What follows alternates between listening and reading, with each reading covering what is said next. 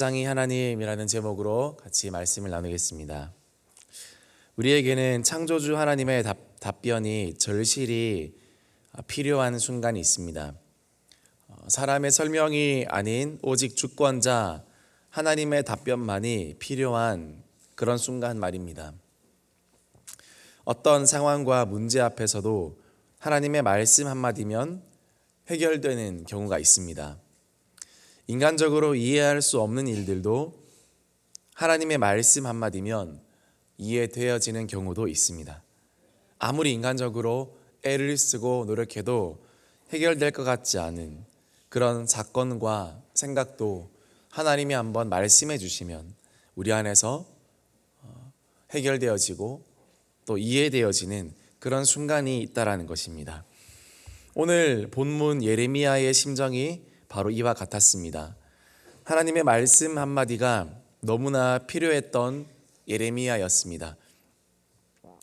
예레미야 선지자는 우리가 잘 알다시피 눈물의 선지자입니다. 나라를 위해서 그렇게 많이 울었던 한 사람이었습니다. 그는 자신의 조국 이스라엘 때문에 너무나 많은 눈물을 흘려야 했습니다.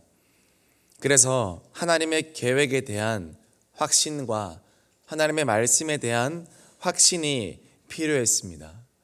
하나님께서 이스라엘 백성을 선택하셨다고, 아브라함 때부터 선택하신 민족이라고 생각했는데 지금 보니 그 아브라함의 민족이 너무나 하나님과는 정반대 방향으로 걸어가고 있는 것을 보면서 예레미야는 눈물을 흘리며 하나님께 기도했습니다.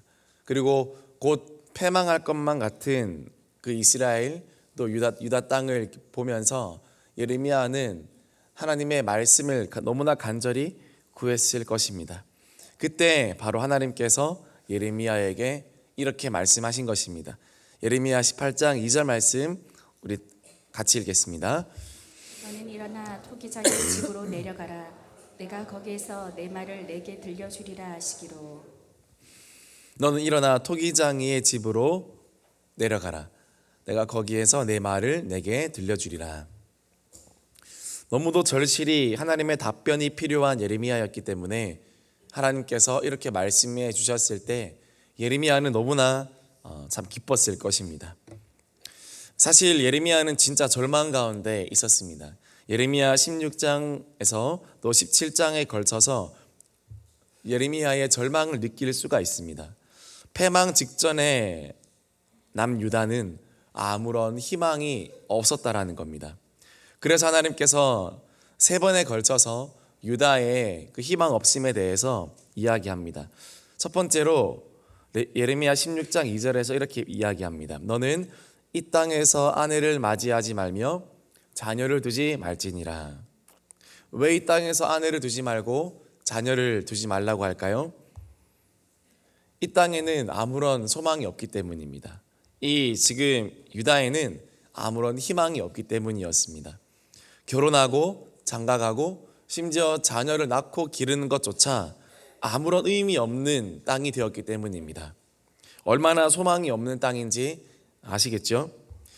예레미야 16장 5절에 이렇게 이야기합니다. 여호와께서 이와 같이 말씀하시되 초상집에 들어가지 말라라고 이야기합니다. 거기서 통곡하지 말라고 이야기합니다. 왜 그렇습니까? 왜냐하면 울 사람이 없을 정도로 유다 백성은 죽임을 당하게 될 것이기 때문이었습니다. 초상집에 가도 죽은 사람을 위해서 울어줄 사람이 없을 정도로 모두가 초상이 날 것 같은 그런 나라가 바로 유다이기 때문에 그렇습니다. 세 번째로 8절 말씀에 너는 잔치집에 들어가서 그들과 함께 앉아 먹거나 마시지 말라라고 합니다. 왜 그렇습니까? 이제 잔치의 시간은 끝났기 때문입니다. 남유다는 더 이상 하나님 앞에 결혼을 해서 가정을 꾸릴 수 있는 나라도 아니었고, 그리고 초상집에 들어가서 울거나 같이 잔치를 벌일 수 있는 그 어떤 것도 무의미한 나라였기 때문에 모든 것이 끝이 나버린 시간에 왔기 때문에 하나님께서는 예레미야에게 아무것도 하지 말라고 그렇게 이야기하시는 것입니다. 이 모든 원인은 어디에 있었을까요? 바로 유다의 죄악에 있었습니다. 하나님 보시기에 너무나 부패한 그들에게 그 모든 책임이 있었다라는 겁니다. 예레미야 17장 1절에서 2절 말씀 우리 같이 읽어보겠습니다. 유다의 죄는 금강석 그 철필로 기록되되 그들의 마음판과 그들의 제단불에 새겨졌거늘 그들의 자녀가 높은 언덕 위 푸른 나무 곁에 있는 그 제단들과 아세라들을 생각하도다. 유다의 죄는 금강석 끝 철필로 기록되되 강력한 철필로 기록되었다라는 겁니다. 지워지지 않는 죄라는 겁니다. 그들의 마음판과 그들의 제단 뿔에 그들의 마음판, 하나님 말씀이 있어야 할 그들의 마음판, 제단 뿔, 하나님의 제단의 그 뿔에 금강석 끝 철필로 죄악이 기록되었다라고 이야기합니다. 그들의 자녀가 높은 언덕 위 푸른 나무 곁에 있는 그 제단들과 아세라들을 생각하도다. 하나님을 생각해야 하는데 그들의 자녀는 아세라 또는 바알 또는 아스타롯 그런 우상들을 생각하는 그들의 자녀 세대가 되었다라는 것입니다. 그렇기 때문에 그 나라에 희망이 없다라는 거였습니다. 예레미야 17장 9절 말씀에 만물보다 거짓되고 심히 부패한 것은 마음이라 누가 능히 이를 알리오마는 이것이 바로 남유다에 대한 또 이스라엘에 대한 하나님 아버지의 평가였던 것입니다. 예레미야는 이런 절망 앞에서 어떻게 해야 되는 겁니까? 예레미야는 울부짖었습니다. 주님, 어떻게 해야 되겠습니까? 이제 나는 어떻게 해야 되겠습니까? 희망이 없는 이 시대에 주님 희망의 말씀 한마디만 해 주십시오 라고 예레미야는 울부짖었습니다. 그것이 예레미야의 심정이었는데 바로 그때 하나님께서 예레미야에게 토기장이의 집으로 가라라고 말씀하신 것입니다. 예레미야는 그 말씀 붙들고 자기 동네에 있는 토기장의 집으로 달려갔습니다. 그리고 문을 열고 그 안에서 어떤 일이 일어나고 있는지 살펴보았습니다. 하나님께서 과연 여기서 무슨 말씀을 해 주실까?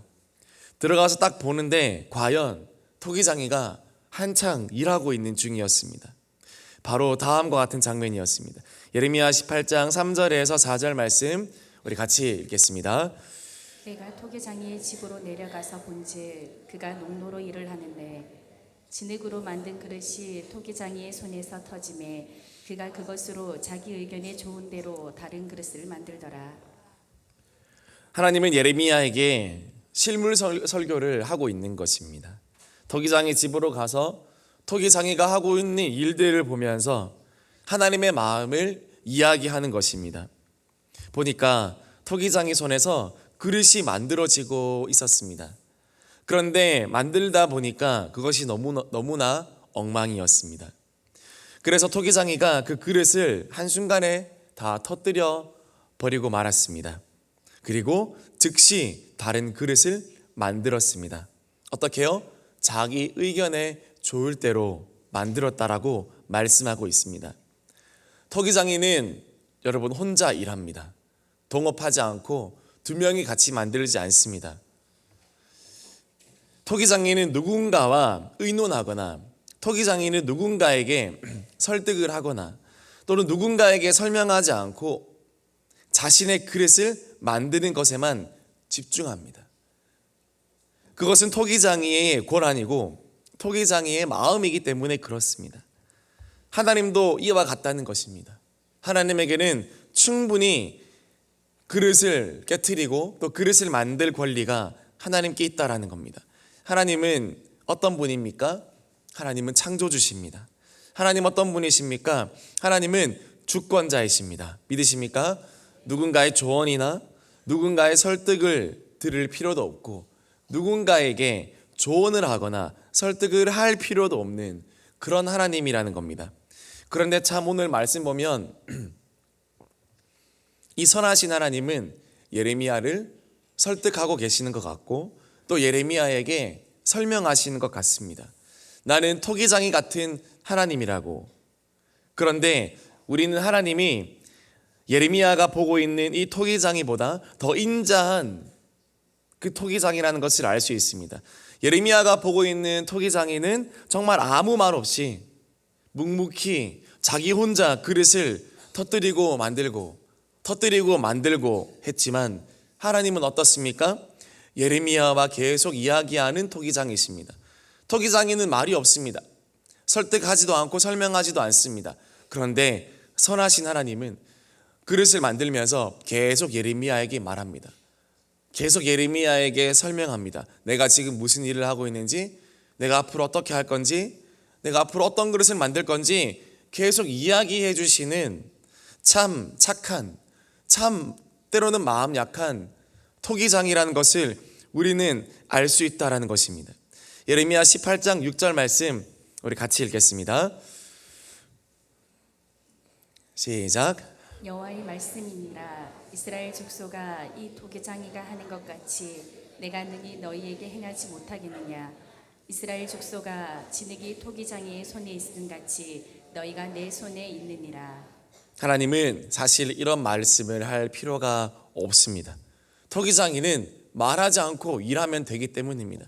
그런데 하나님은 계속해서 이야기하시는 토기장입니다. 내가 너희에게 이렇게 못하겠느냐? 이스라엘 족속아, 진흙이 토기장의 손에 있음 같이 너희가 내 손에 있다.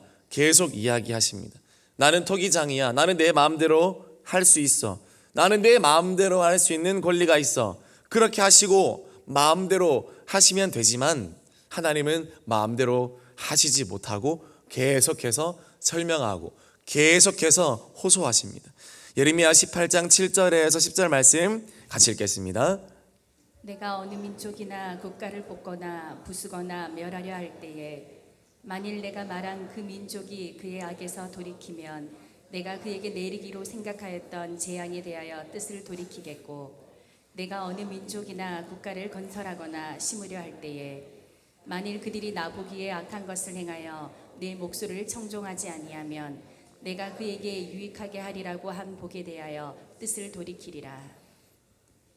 하나님이 어느 민족이나 국가를 뽑거나 부수거나 멸하려 할 때 그 민족이 그의 악에서 돌이키면 내가 재앙을 돌이킨다. 이렇게 말했고요. 내가 또 어느 민족이나 국가를 세우려고 할 때, 그런데 그들이 나보기에 악을 행한다면 나는 그 나라를, 그 민족과 국가를 세우지 않겠다. 그 뜻을 돌이키겠다. 다 너희에게 있다는 것입니다. 그릇에게 그 책임이 있다는 겁니다. 그릇이 잘해야 된다는 것입니다. 그러니까 하나님은요, 참 토기장이시지만 그릇을 귀히 여기시고 어떤 그릇이냐에 따라서 토기장이신 하나님의 마음이 바뀔 수도 있다는 겁니다. 나는 토기장이고 나는 마음대로 할 수 있고 심판할 수 있지만, 그런데 너희가 만약 악에서 떠난다면 나는 다시 내 마음을 돌이킬 수 있는 토기장이란다. 나는 다시 기다려줄 수 있는 토기장이란다 라고 이야기하신다는 겁니다. 하나님은 선하신 토기장이라는 것을 여러분 믿으시기를 바랍니다. 예레미야 18장 6절 말씀에 너희가 내 손에 있느니라 라고 이야기합니다. 우리는 바로 그 절대 주권자의 손에 있는, 하나님의 손에 있는 바로 그 진흙이라는 사실을 여러분 믿으시기를 바랍니다. 제이비 필립스는 그의 책 당신의 하나님은 너무 작다 해서 이렇게 말씀하고 이렇게 이야기합니다. 당신의 하나님은 너무 작지 않소? 더 이상 희망이 없는 절망의 끄트머리에서 전혀 새로운 것, 완벽한 새로운 작품을 만드실 수 있는 하나님, 그 하나님이 우리가 믿는 하나님이 아닙니까? 라고 그렇게 이야기합니다. 여러분, 우리가 믿는 하나님은 어떤 하나님이십니까? 작은 하나님, 일 못하는 하나님, 그런 하나님이 아니라 크신 하나님이시고 그분의 손에서는 무엇이든지 창조되어지는 놀라운 하나님이시라는 것을 믿으시기를 바랍니다. 여러분이 믿는 하나님은 어떤 하나님입니까? 너무 작은 하나님은 아닙니까? 내가 힘드니까 하나님도 힘드실 거라고 생각하지 않으십니까?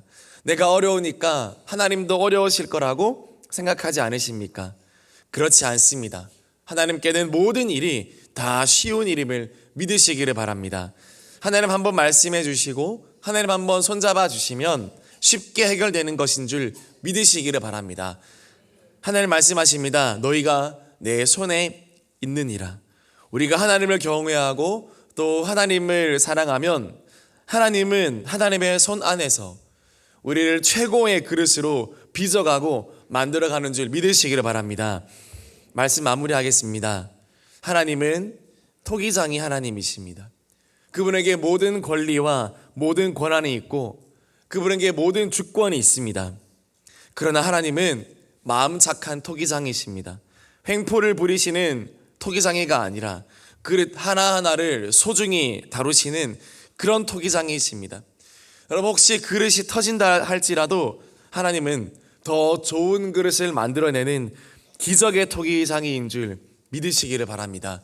여러분이 하나님의 손 안에만 있다면 우리는 진흙 같은 존재라 할지라도 하나님은 언제든지 진흙 같은 우리의 인생을 통해서 가장 좋은 그릇을 만드시고 가장 좋은 작품을 만들어 가시는 하나님이신 줄 믿으시기를 바랍니다.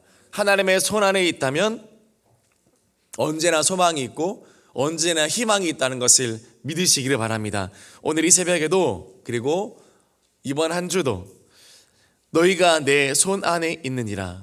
주님, 제가 주님의 손 안에 있기를 원합니다. 토기장이신 주님의 손 안에 주님 내가 있기를 원합니다. 그것이 누구의 손에 있는가가 참 중요합니다. 어린아이의 손에, 미숙한 자의 손에 들려 있다면 그 그릇은 엉망진창이 될 것입니다. 그러나 능숙한 전문가의 토기장의 손에 붙들려 있다면 그 토기의 재료나 토기의 모양이 어떠하다 할지라도 그 장인이, 그 토기장이가 그것을 매우 귀한 그릇으로, 매우 귀한 작품으로 만들어 간다라는 것입니다. 우리의 삶이 누구의 손에 있다면요? 하나님의 손 안에 있다면요. 그러면 하나님께서 그것을 위대한 작품으로 만들어 가시겠다는 겁니다. 오늘 이 새벽에도 그 하나님께 우리의 문제를 맡겨드리고 하나님의 손 안에 머무르기로 결단하는 이 새벽이 되기를 주님의 이름으로 축복합니다. 어떤 문제도 주님의 손 안에 있으면 하나님께서 아름답게 빚어 가신다는 것을 믿고 오늘도 믿음으로 기도하는 이 새벽 되기를 주님의 이름으로 축복합니다. 우리 같이 기도하겠습니다.